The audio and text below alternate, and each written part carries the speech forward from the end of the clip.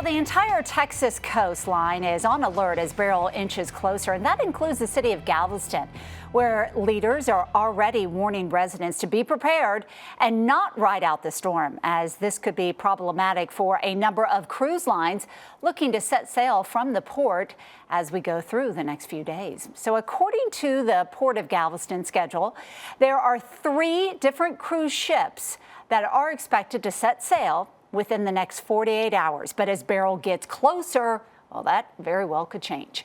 So we want to bring in a former chief meteorologist for Royal Caribbean and now currently with Spire Global, meteorologist James Van Fleet, to discuss more on the cruise line. So James, thanks so much for joining us.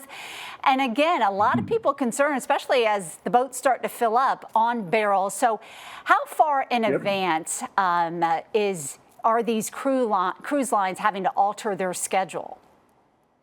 Well, thank you for having me again, Jennifer. Good to be with you guys again today. Great question. Typically, what the cruise lines are going to do is wait as long as possible before they make itinerary changes. Case in point, tomorrow you've got 2 cruise ships going out of Port of Galveston, Harmony of the Seas and Carnival Dream, both pretty large ships. And I would anticipate they are large enough, and the timing that they would be leaving tomorrow, 3:30 for Dream, 4 o'clock for Harmony of the Seas, I think that's enough of a window that those 2 ships should be able to get in tonight, turn the ship tomorrow, and get out of there safely.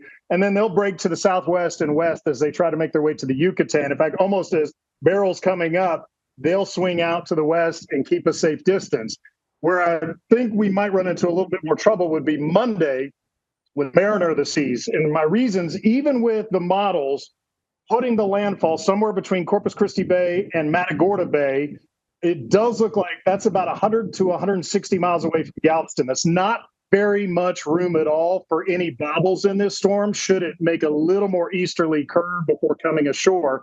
And so what I think we are likely seeing with our port director, Brett Malutin, our harbor master, Jake O'Callaghan, and also your captain of the port, they're going to be the ones who decide port closures and in what stages they go in.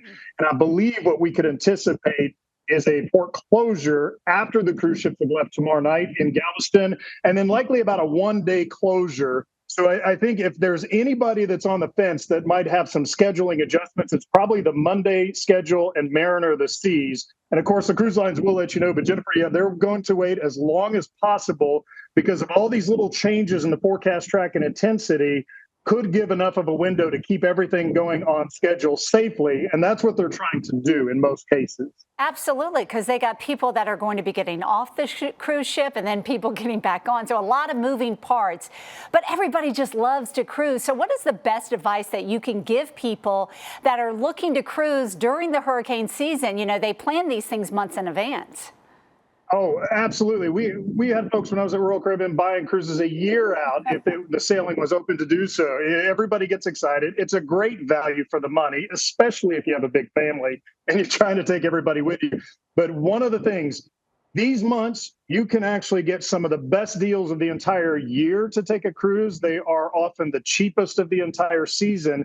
But the big thing I always stress, and it's not a flip statement, it is sincere.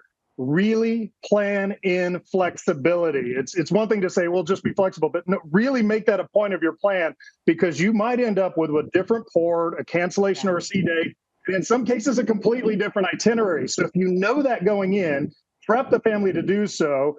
These ships have so much to do on them with entertainment, food, all kinds of activities on them. You can definitely still have a fantastic vacation, but just having that mindset going into it makes it so much easier. So if they do change direction or itinerary, it's a lot less jarring or burdensome on you, and it creates a lot less anxiety if you know ahead of time what you're walking into. Yeah, that is some really good advice. Flexibility on both ends. Well, again, I know you're busy during this time, and we're certainly going to be watching this storm, but we appreciate you joining us this afternoon. So again, former chief meteorologist for Royal Caribbean and now currently Spire Global meteorologist James Van Fleet.